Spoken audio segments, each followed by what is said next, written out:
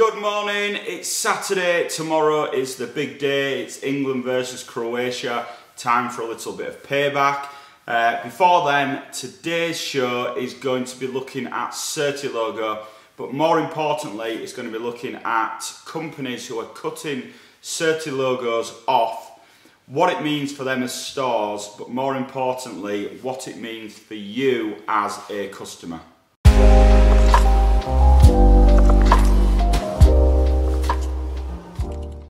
Okay, just a quick one before I start my video on the Certilogo part.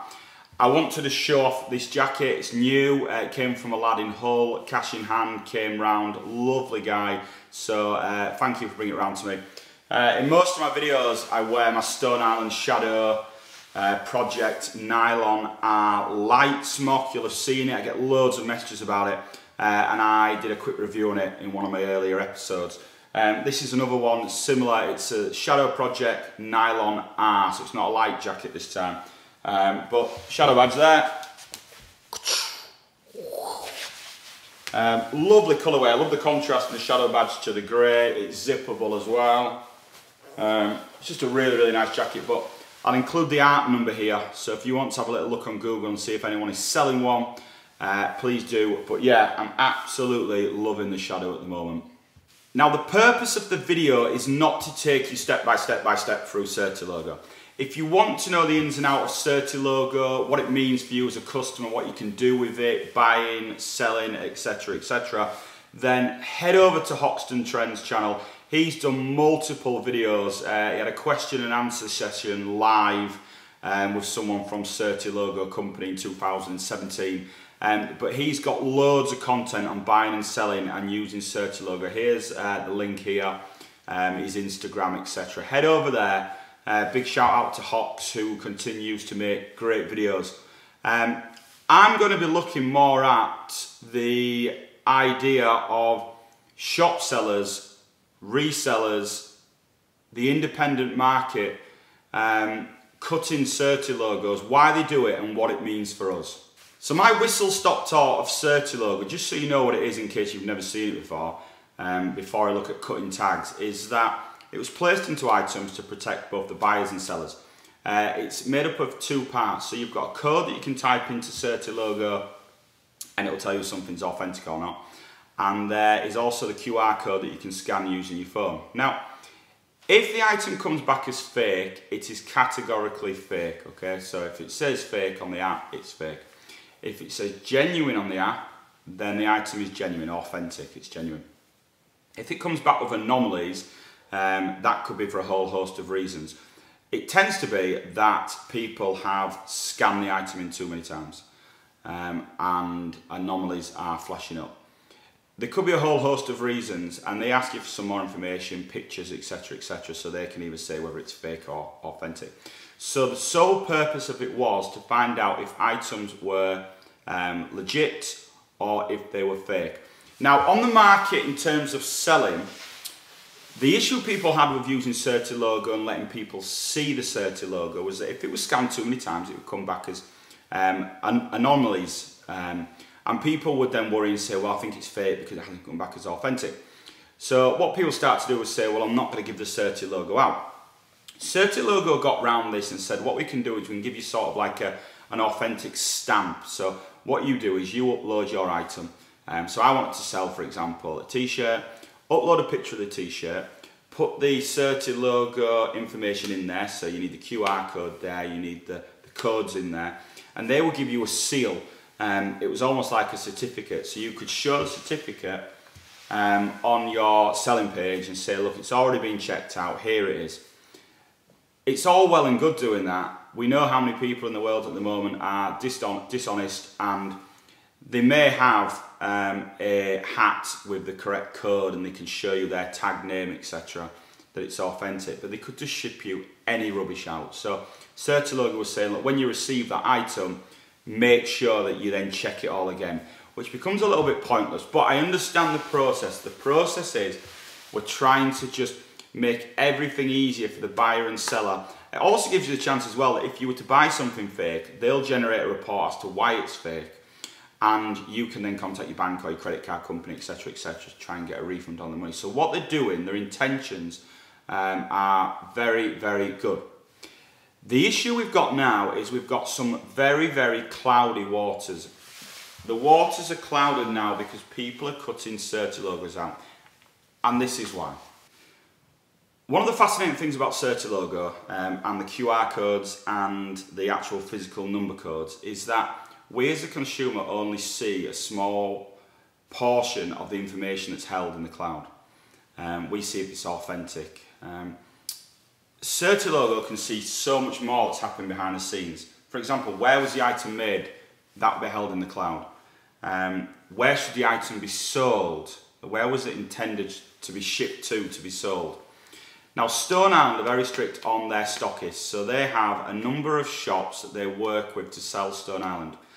There's a reason behind this.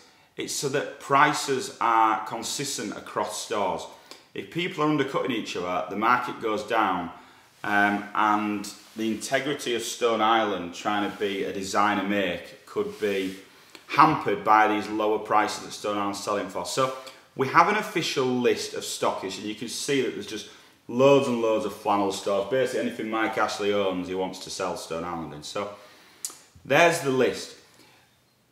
The waters have become muddy because other people want a piece of the Stone Island pie. I am here to try and promote independent selling. I'm also here to look after the consumer and to point them in the direction of the best places to buy Stone Island CP casual wear.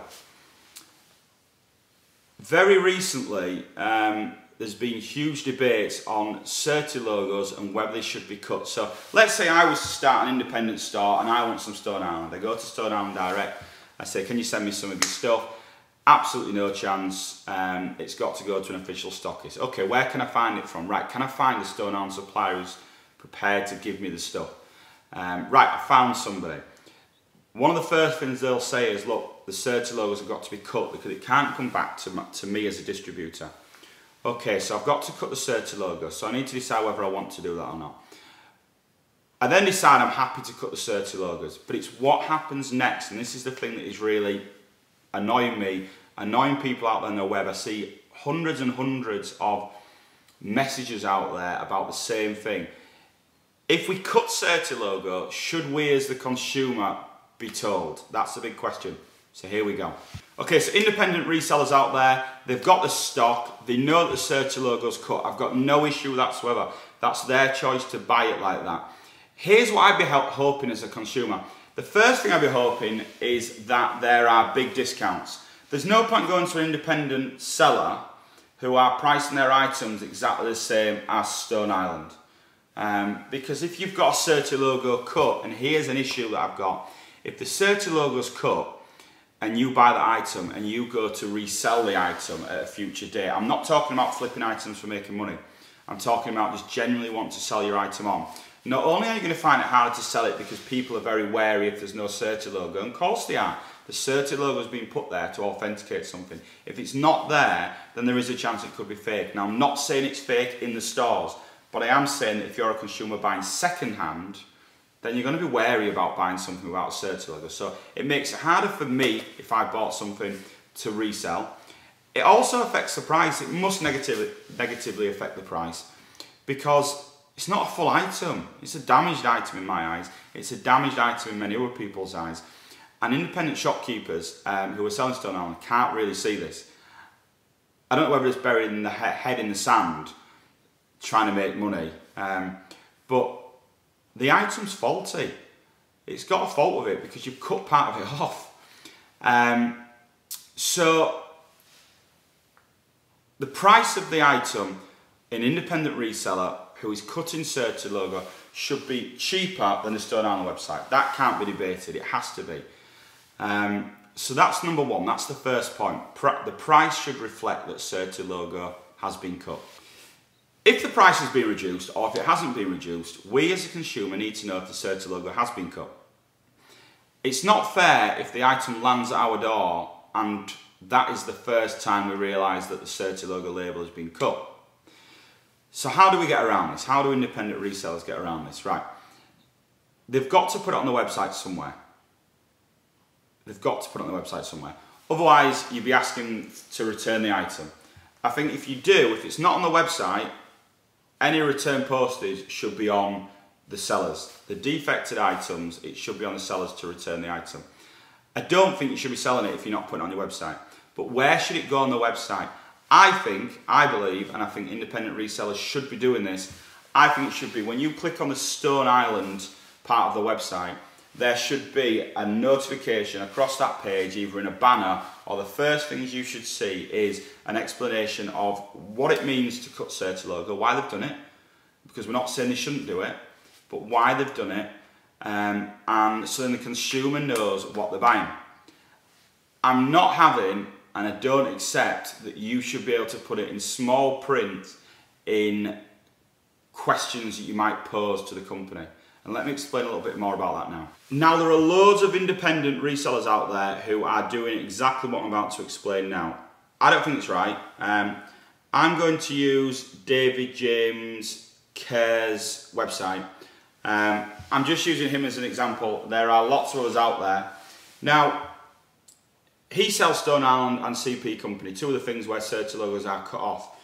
He puts his information, as you can see here, in the frequently asked questions. And if you click on Stone Island, it says, just like many independent stores across the UK and beyond, DJK are now obliged to remove CLG tags from all Stone Island menswear products in order to protect the company and the supplier. Why should that go in frequently asked questions? It's like the chicken and the egg, like what came first. How can I ask the question if the CLG is being removed if I don't know if the CLG is going to be removed? That should be there on the Stone Island part. It should say, we remove Certilogos, please refer to our frequently asked questions to find out more about this. You can't expect someone to buy Stone Island and think, well actually, what I'm going to do is I'm going to head over to the frequently asked questions to see if there's anything about removing CLGs, because most people don't even know what a CLG code is really. They only really understand it when it comes and it's cut out. So I just don't think it is, I don't think it's right that this information is hidden. Be transparent, resellers, and it will go a long way to people and put the trust in your company to go and buy more stock that has Certilogo removed. So like I say, apologies to David James Kerr for using your website as an example, but a lot of people do know your store. Here is his store here, some free publicity. Head across to it and have a look at some of the items he's got for sale. But it's going out to all independent resellers that I'm here to sort of promote the independent scene. This is where I want the money to go to. I'd rather it go to independents than flannels. But with that comes a level of sort of responsibility on your behalf to let your customers know what they are buying. Like I said, it wasn't a long video on Certilogo, but it was something that was nagging me and nagging a lot of people. Have your faith and have your trust to put into these companies to buy the items. They're not fake items because they're cut. I think that's nonsense where people say they're selling fakes because the Certilogo's not there. So still have faith to go and buy from these independent resellers. We just want some more clarity. And that brings me into this video. It was more like a rant, wasn't it, than a video? This is a video where I rant. But I think it was sort of needed. I think it was there for clarity for customers. So they know, actually, if you buy something with a cut Certilogo, it doesn't matter too much as long as the price reflects it.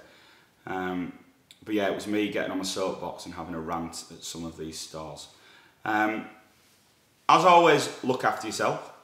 Please hit the subscribe button. We're nearly on 700. When I hit 700, like my man here who gives shouts out, I'm going to give some shout outs to people who not only have supported me, but have engaged in the YouTube videos, send me comments, send me emails.